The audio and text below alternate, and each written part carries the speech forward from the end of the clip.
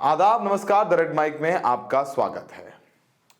संगम जाने के लिए यानी महाप्रयागराज में महाकुंभ नहाने के लिए ट्रेनें भरी भरी हुई हैं, बसों में जगह नहीं है, फ्लाइट राउंड ट्रिप 1 लाख तक की हो गई, वो आपकी शायद हैसियत ना हो। लंबे लंबे जाम लगे हैं, लोग जाना चाहते हैं और डुबकी लेकर के पुण्य कमाना चाहते हैं। लेकिन जो खबर हम आपको बताने जा रहे हैं उसके बाद आप अपने फैसले पर जरा एक बार पुनर्विचार कर लें। और ये खबर द रेड माइक की खबर तो है, लेकिन आधार उसका खबर का आधार जो है वो एक सरकारी रिपोर्ट है। और इस रिपोर्ट को पढ़कर एक पंक्ति जरूर जहन में आई कि राम तेरी गंगा मैली। लेकिन इसमें थोड़ा ट्विस्ट है।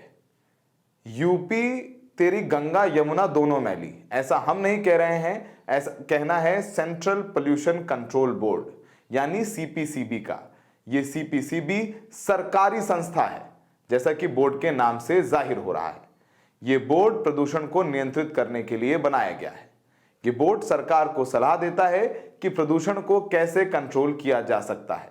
साथ ही सीपीसीबी का एक और काम है, वो है प्रदूषण की जानकारी इकट्ठा करने के लिए सैंपल कलेक्ट कर रिसर्च करना और उन सैंपल्स की जांच करना। और इस बोर्ड ने ऐसा ही किया। प्रयागराज में चल रहे महाकुंभ में गंगा और यमुना के पानी को लेकर सीपीसीबी ने 17 फरवरी को अपनी रिपोर्ट नेशनल ग्रीन ट्राइब्यूनल में दाखिल की। जमा की गई रिपोर्ट में 3 फरवरी की डेट मेंशन्ड है और रिपोर्ट में जो बातें आई हैं उन्हें सुनकर शायद कुंभ जाने का मन बनाए बैठे लोग अपना मूड बदल लें। जी हां, सीपीसीबी की 17 फरवरी को आई रिपोर्ट नेशनल ग्रीन ट्राइब्यूनल में दाखिल हुई। रिपोर्ट में बताया गया है कि गंगा यमुना दोनों का पानी प्रयागराज में नहाने लायक नहीं है। गंगा यमुना दोनों का पानी प्रयागराज में नहाने लायक नहीं है। दैनिक भास्कर की रिपोर्ट के मुताबिक 9 जनवरी से 21 जनवरी तक सीपीसीबी ने गंगा यमुना में 73 जगहों से पानी के सैंपल जमा किए, जिसके बाद उन्होंने उन सैंपल्स पर रिसर्च की। रिपोर्ट के मुताबिक पानी की अलग अलग मानकों पर जांच की गई। इसमें pH level, fecal coliform, biochemical oxidise demand यानी बीओडी, केमिकल ऑक्सीजन डिमांड यानी सीओडी और डिसॉल्व्ड ऑक्सीजन है। सीपीसीबी की रिपोर्ट के मुताबिक सभी पॉइंट से जमा किए गए पानी में फीकल कोलिफॉर्म बैक्टीरिया की मात्रा तय मानकों से बहुत ज्यादा है। आगे बढ़ने से पहले हम आपको फीकल कोलिफॉर्म टर्म के बारे में बता देते हैं। खबर समझने के लिए जरूरी भी है। United states environment protection agency के मुताबिक फीकल क्लोरोफॉर्म बैक्टीरिया का एक प्रकार है जो मुख्य रूप से मांसाहारी और इंसानों की आंतों में पाए जाते हैं।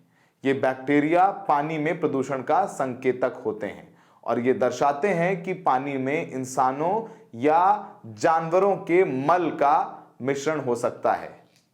मल समझ रहे हैं ना? जी वही, जब आप रोज सुबह जाते हैं तो जानवरों और इंसानों के मल का मिश्रण है उस पानी में। अगर पानी में फीकल कोलोफॉर्म बैक्टीरिया पाई जाती है तो इसका मतलब है कि पानी में खतरनाक बीमारी पैदा करने वाले जीवाणु या वायरस भी हो सकते हैं जो वाटर बोर्न डिजीज को पैदा कर सकते हैं या उसकी वजह बन सकते हैं। जानकारी के लिए बता दें कि सीपीसीबी के मुताबिक टोटल फीकल कोलोफॉर्म 4500 है, मतलब संगम पर पानी सबसे ज्यादा प्रदूषित है। यानी वैज्ञानिक दृष्टिकोण से संगम स्नान आपकी चमड़ी को नुकसान पहुंचा सकता है और कॉलरा जैसी बीमारियों को भी जन्म दे सकता है। लेकिन संगम की धार्मिक मान्यता इस वैज्ञानिक सलाह पर भारी है। गंगा पर बने शास्त्री ब्रिज के पास के सैंपल में फीकल कोलोफॉर्म बैक्टीरिया 3200 और टोटल फीकल कोलिफॉर्म 4700 है। वहीं संगम से दूर वाले हिस्से से लिए गए सैंपल में दोनों की संख्या कम है। यानी संगम वाले इलाके में, प्रयागराज वाले इलाके में पानी सबसे ज्यादा प्रदूषित है। फाफामऊ चौराहे के पास से लिए गए सैंपल में फीकल कोलिफॉर्म बैक्टीरिया 1 मिलीमीटर पानी में 100 की बजाय 790 है। इसी तरह राजापुर महदौरा में यह 930 पाया गया है। झूसी में छतनाक घाट और एडीए कॉलोनी के पास इसकी मात्रा 920 पाई गई है।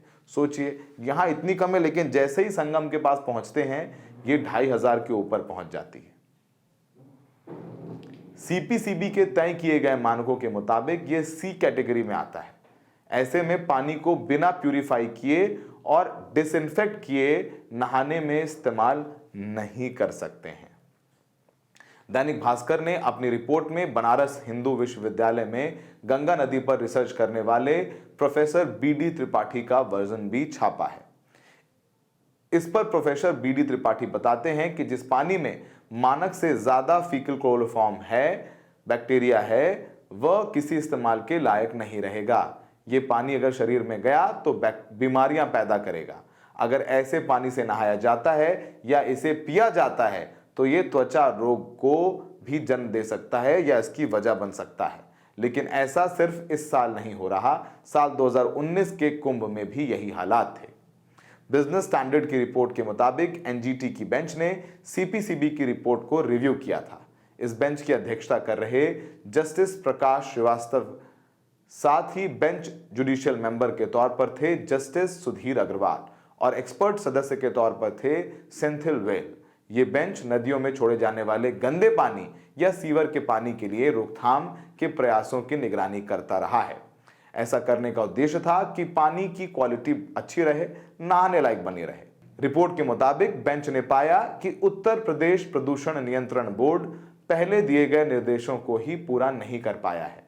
ट्राइब्यूनल ने यूपीपीसीबी को कहा था कि वो इसे लेकर एक विस्तृत कार्रवाई कर रिपोर्ट सौंपे, लेकिन बोर्ड ने सिर्फ एक कवरिंग लेटर के साथ पानी के कुछ टेस्ट रिजल्ट दे दिए थे, जिसमें अलग अलग जगहों पर फीकल और टोटल कोलिफॉर्म लेवल ज्यादा थे। पानी की गुणवत्ता सही करने के लिए अथॉरिटी ने कई अलग प्रोग्राम चलाए थे, जिसके चलते साल 2024 के नवंबर महीने से ही फैक्ट्रियों द्वारा नदियों में बहाया जाने वाला अनट्रीटेड सीवेज वाटर यानी गंदा पानी बंद करवा दिया गया था। उत्तर प्रदेश के 23 जिलों में इंडस्ट्रीज को कुछ समय तक ऐसा ना करने के निर्देश दिए गए थे। इसी के साथ ही बुलंदशहर स्थित नरोरा बांध से 6000 क्यूसेक ताजा पानी भी छोड़ा गया था, ताकि गंगा में गंदगी को डाइल्यूट किया जा सके। यूपीपीसीबी के अध्यक्ष रविंद्र प्रताप सिंह के मुताबिक 7 जनवरी को पानी नहाने लायक था, लेकिन 9 से 21 जनवरी तक सीपीसीबी की रिपोर्ट आपके सामने है। द रेड माइक किसी की आस्था को चोट नहीं पहुंचाना चाहता है, लेकिन लोगों को जागरूक करना हमारी जिम्मेदारी है, हमारा कर्तव्य है। सुनिए एनजीटी के वकील गौरव बंसल से कि गौरव बंसल किस तरीके से बता रहे हैं कि सीपीसीबी में क्या आया है।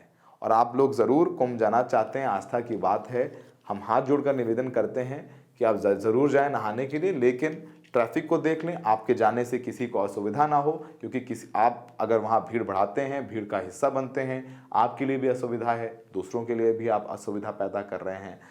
मैं फिर बोल रहा हूं, तमाम साधु संत यही बोलते आए हैं कि अमृत गिर गया है, ये वही है अमृत कहीं नहीं जा रहा। कुछ दिन बाद भी आप जाके स्नान कर लें। और अभी तो जैसा कि इस रिपोर्ट में हमने आपको बताया कि केंद्रीय सरकारी रिपोर्ट कह रही है कि प्रयागराज में संगम का पानी नहाने लायक ही नहीं है। सुनिए गौरव बंसल से। महाकुंभ में पानी के क्वालिटी को लेकर एक केस चल रहा है एनजीटी में, जिसमें एनजीटी ने डायरेक्शन दिया था सेंट्रल पॉल्यूशन कंट्रोल बोर्ड को भी और उत्तर प्रदेश सरकार को भी कि पानी की गुणवत्ता सही रहे, साफ रहे, पानी की जो क्वालिटी है, रिवर वाटर क्वालिटी, वो साफ रहे, जिससे कि लोगों को आसानी से अच्छे और स्वच्छ पानी का स्नान करने को मिले। इस पर सीपीसीबी की एक बहुत चौंकाने वाली रिपोर्ट आई है और उसमें बहुत क्लियर शब्दों में सीपीसीबी ने लिखा है कि जो इस टाइम पे गंगा में वहाँ पे जो संगम में जो जल है वो अत्यंत पॉल्यूटेड है, टॉक्सिक तो है ही, साथ में ये भी लिखा गया है कि वहाँ का बीओडी जो है वो बहुत हाई है, साथ में यहाँ फीकल कॉलिफॉर्म जो मल मूत्र है उसकी मात्रा बहुत ज़्यादा है और सारा का सारा जो पानी है वो अब इस इस स्तर पर आ गया है कि वो पीने को छोड़िए, वो आज के समय में नहाने लायक नहीं है। सीपीसीबी की ये रिपोर्ट दर्शाती है कि जिस तरीके से एक 144 साल वाला जुमला दिया गया था, वो एक तरीके से धराशायी होता हुआ दिखाई दे रहा है, क्योंकि इस टाइम पे जो जल है वो इतना गंदा है। जो गंगा जल, जो वहाँ पे जो संगम का जल है, वो इस तरीके से गंदा हो रखा है कि वो आज के समय में नहाने लायक है ही नहीं। तो ये सब चीज़ें दर्शाती है कि सरकार ने कभी भी इस दिशा पे कदम उठाया ही नहीं कि कभी भी गंगा जी का जल जो है वो साफ करा जाए। संगम का जल साफ करने के लिए कोई कदम नहीं उठाए गए। पॉल्यूशन कंट्रोल बोर्ड में व्याप्त अनियमितताएं, पॉल्यूशन कंट्रोल बोर्ड्स में जो व्याप्त भ्रष्टाचार है, वो इसको भी उजागर करता है। सारा का सारा नालों का पानी संगम के जो जल में आ रहा है, तो वो दिखाता है कि हमारे जो एसटीपी हैं वो वर्क नहीं कर रहे। उसमें अगर क्रीमियम, क्रोमियम, मरकरी और ये सब भी तत्व अगर मौजूद है पानी में, तो ये दिखाता है कि कहीं ना कहीं इंडस्ट्रियल वेस्ट भी जा रहा है गंगा के जल में और उसको पूरी तरीके से खत्म कर रहा है, उस इंडस्ट्रियल वेस्ट को।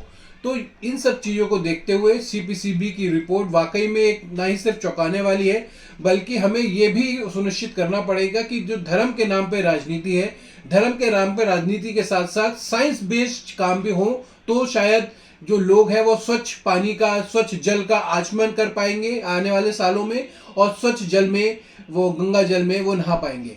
गौरव Kumar Bansal, advocate, Supreme Court of India.